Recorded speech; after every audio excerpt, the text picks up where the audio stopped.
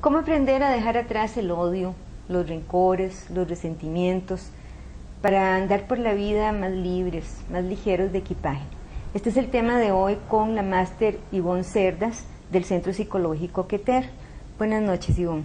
Muy buenas noches, muchísimas gracias por la invitación. Realmente es un tema que me ha apasionado, me apasiona.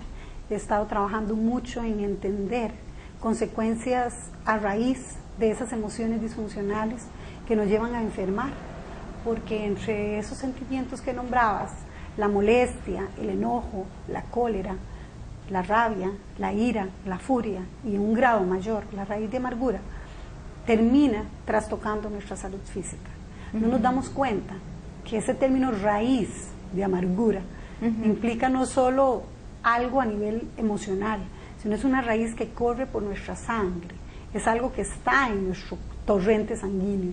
Nos envenena. Nos envenena prácticamente. No le encontramos la magnitud solo cuando ya comenzamos a hacer muchos síntomas y nos damos cuenta que sí, que nuestros sentimientos y nuestras emociones y en nuestra cotidianidad lo que rige, lo que nos domina son sentimientos de mucho resentimiento.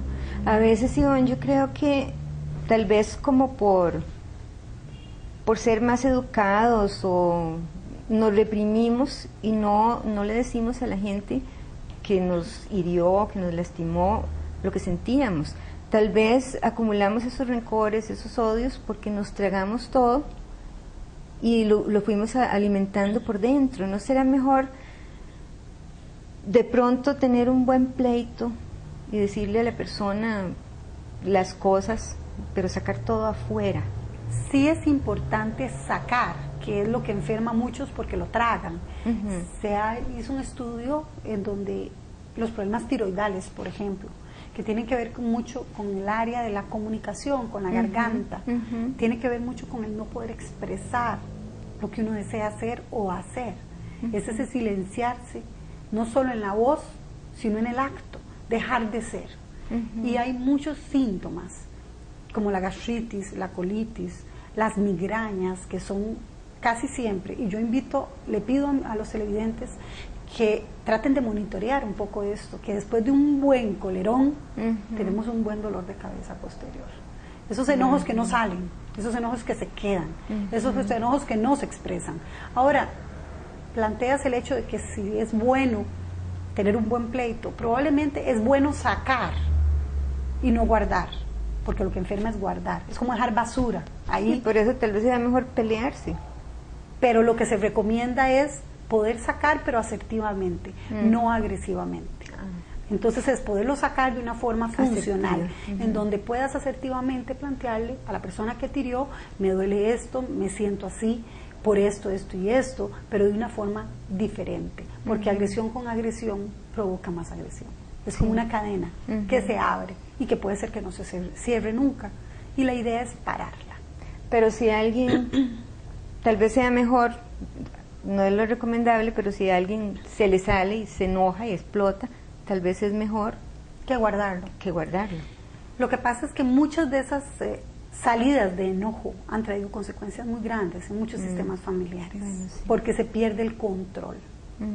Llega el punto en que va más allá el enojo que lo que la persona puede controlar. Por eso, no dejes que esas emociones se vayan acumulando.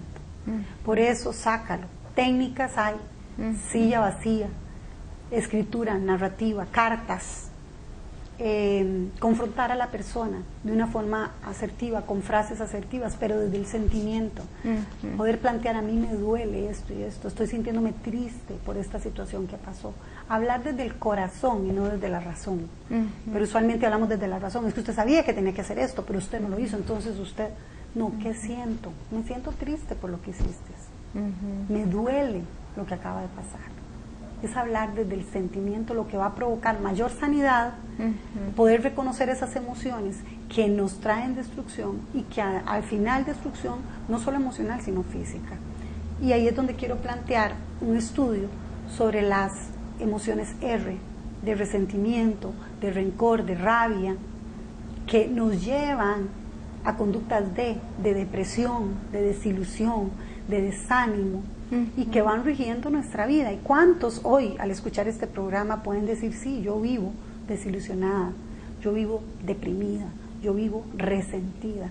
¿Por qué? Porque eso es el cassette mental que tenemos ahí a raíz de nuestra vivencia. No es que no deben sentirlo, es que eso es producto de interpretaciones de vivencias pasadas. Pero lo que se recomienda es cambiar esas emociones por emociones de amor, de ánimo, de alegría, para tener otro tipo de conductas de sueño, de salud, de sonrisas. Cambiar es modificar nuestro patrón, pero hay que hacer un trabajo y ser consciente que hay que sacarlo, ¿verdad?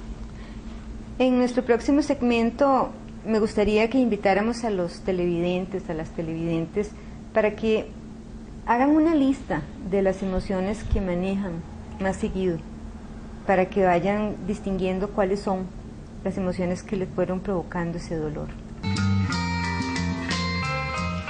Salud para la vida.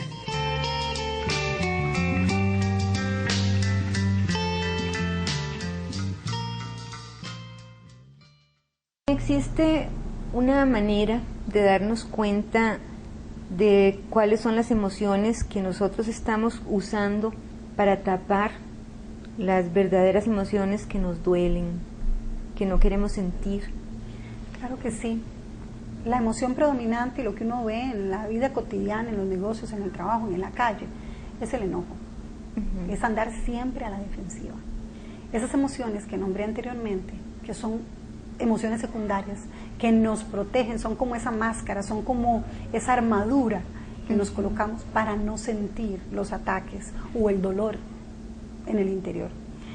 Ese enojo, esa rabia, esa ira nos impide sentir el dolor, la tristeza, la impotencia, la frustración, la angustia, la ansiedad, el vacío, el desamor, que al final nos llevan a enfermar, pero que muchos hemos optado con ponernos esa armadura de enojo para ir en la vida, pero también provocando enojo a otros porque nos comportamos de forma agresiva y andamos siempre a la defensiva.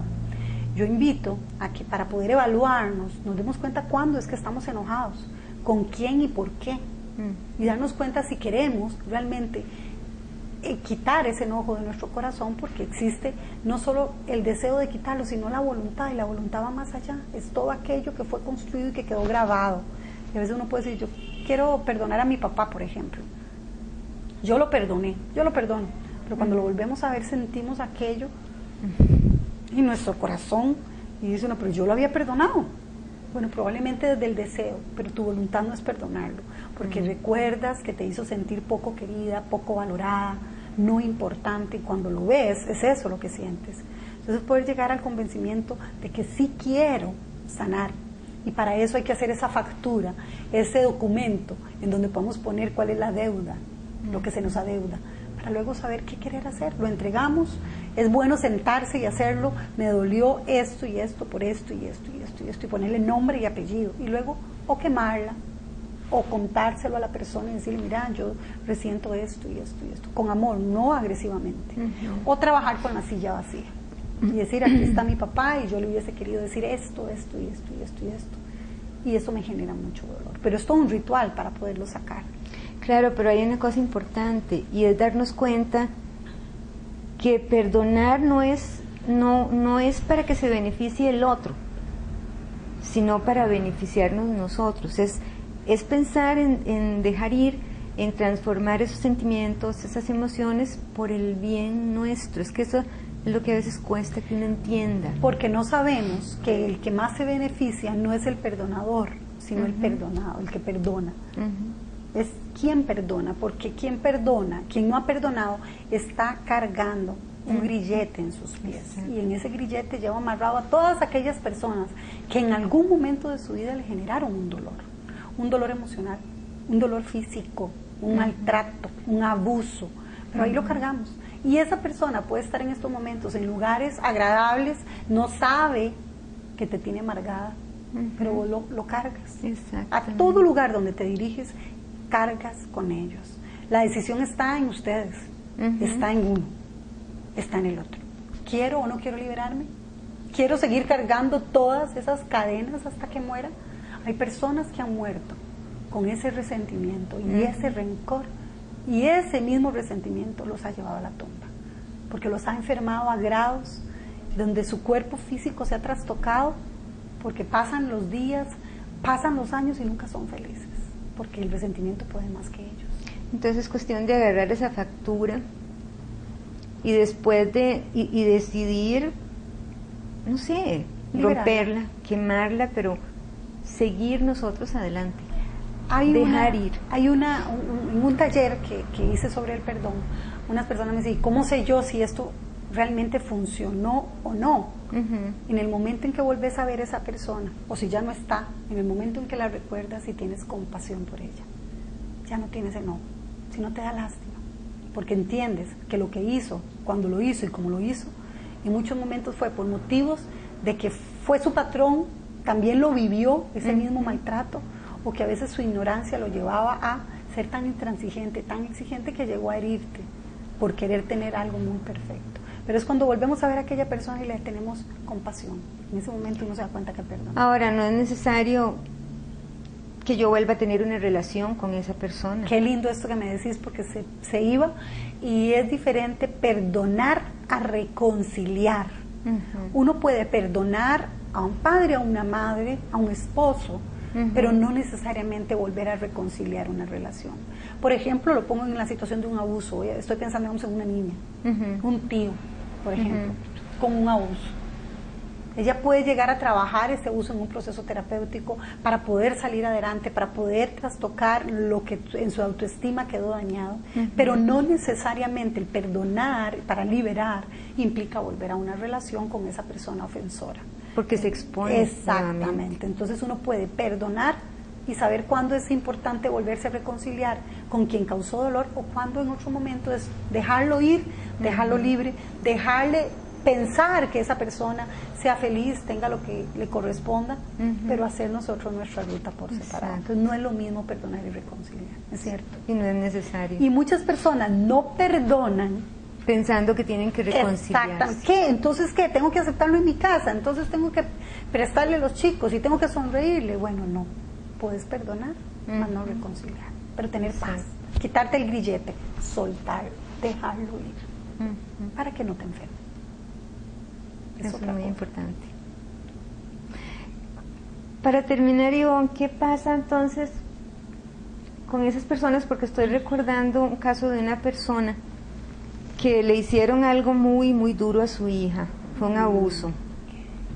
Pero la persona dijo, yo perdoné a la persona que... Ajá. Y siguió como si nada con la persona, y la otra persona, el ofensor, no creo que se haya dado cuenta que hizo un daño. Ahí algo está mal.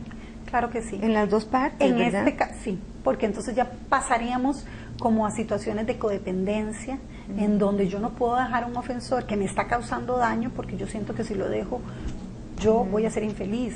Ahí ya hay una disfunción. O problema de autoestima. Definitivamente. Algo. Es vivir en el maltrato y creer que esa es mi vida, sentir que eso es lo que yo merezco. Se entra en otro plano, porque hay cosas de las cuales nosotros podemos liberar, pero que no nos van a volver a dañar. El asunto es liberar. Y que no nos vuelva a pasar. A dañar. Entonces es saber que yo quiero estar limpia en mi corazón y en mis emociones de sentimientos de rabia, de furia que me siguen, porque uno logra darse cuenta en los procesos terapéuticos como las personas dicen que yo vivo con odio, yo odio a la gente, yo odio. Entonces uno dice, esa emoción no es funcional, pero también dice, ¿cómo pasas? Enferma, deprimida, enojada, nada de calidad de vida. En ese momento uno dice, entonces no has perdonado, no lo estás haciendo bien y tienes que hacerlo por tu salud, independientemente del otro. Pero sí poder tener ese límite tan sutil de saber que si yo perdono es para no volver a sufrir. Y que yo tengo que saber cuándo perdonar y liberar, y cuándo saber que tengo que reconciliar una relación con un hijo, por ejemplo, con una mamá, por ejemplo, en donde yo voy a poder seguir funcionando con amor, pero no con resentimiento, y que no me va a volver a dañar.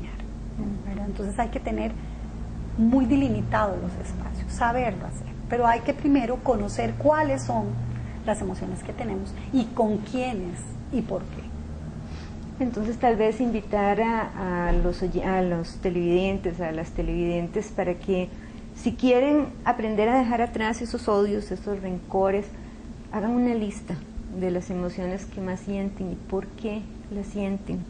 Y a partir de eso, entrar en sus procesos. Si se pudiera un proceso terapéutico es excelente, si no un proceso de sanidad personal, si no un proceso grupal, si no a través de técnicas, pero trabajen por su propia sanidad. Tenemos la oportunidad de transformar lo viejo o de transformar patrones negativos en patrones funcionales. Tenemos esa oportunidad. Muchas personas creen que ya están acabadas y yo les quiero dar esa semillita de esperanza y decirles que nunca es tarde. Lo único que se necesita es voluntad, y si la voluntad está, por ahí leí una frase muy linda y dice: quien tiene un porqué en la vida aguanta los cómo. Yo creo que a eso los invito, a que tengan ese porqué con voluntad para poder aguantar los cómo que la vida nos presente. Nada puede detenernos. Así. Estamos en el canal Salud para la Vida.